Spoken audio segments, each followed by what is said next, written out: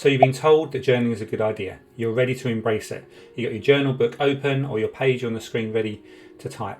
And you've been told all you need to do is write down your stream of consciousness. So you get going. And then 5 minutes later, it looks a bit like this. A blank. Nothing has been written down and you're frustrated. Does this sound familiar? Well, today I'm going to share with you 3 super simple questions that can help you get going with journaling and help you embrace it. Hey friends, and welcome back to the channel that helps you to save time and optimize your energy so that you can do what matters most.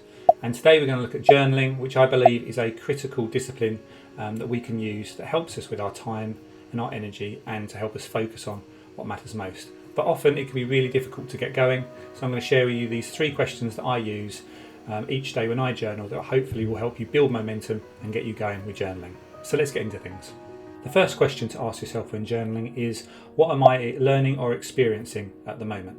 Now that can be what you've learned from a book that you're reading, or something that's happened at work at the day, or something that's happened at home. But it's important to note down what you're learning and experience, what you would change in a situation, for example, that you've experienced that you would do differently in the future. Noting that learning down and drawing out of that day is critical in terms of understanding where your time and energy goes, and in terms of how to embrace what matters most in your life. So the first question is, what are you learning or experiencing at the moment?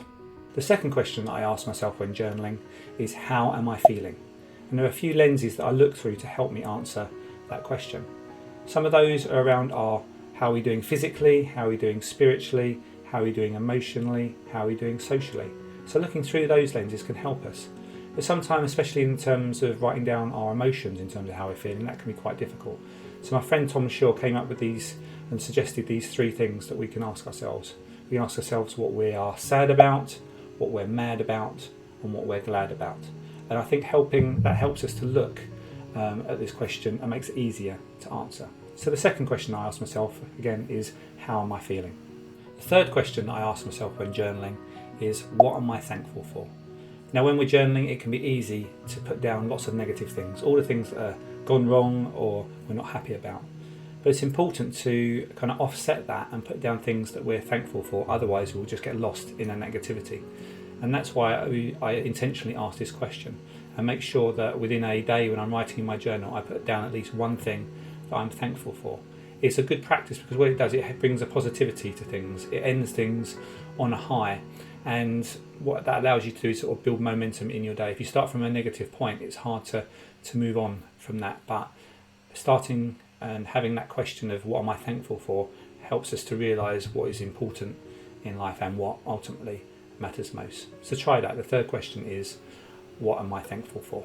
So there you have it. 3 super simple questions you can ask yourself to get started with journaling and to help you build some momentum.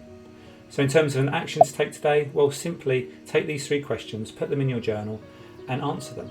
It might take a few days to get going, but I guarantee you over a few days you'll be able to write in your journal a lot more easier, a lot more freely, and then journaling will become this big beneficial habit that you would have developed.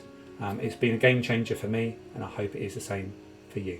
So that's it for today. If you found this video helpful, then check out these 2 videos, subscribe to the channel, and remember, be fruitful, and I'll see you in the next video.